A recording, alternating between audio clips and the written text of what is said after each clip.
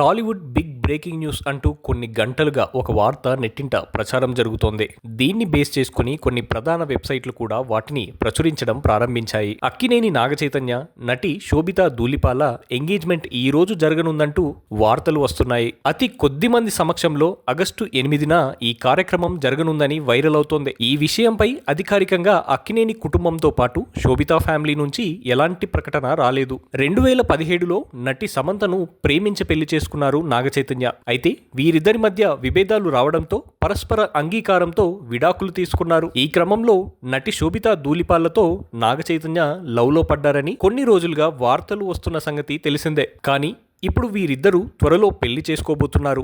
నాగచైతన్య, నటి శోభితా ధూళిపాల ప్రేమలో ఉన్నారని ఇప్పటికే పలుమార్లు వార్తలు వచ్చినా వాటిని వీరిద్దరూ ఖండించలేదు. దీంతో అభిమానుల్లో కూడా నిజమే ఉంటుంది అనే భావన కలిగింది. ఇప్పుడు ఎంగేజ్మెంట్ జరగనుందని వార్తలు వస్తున్నాయి.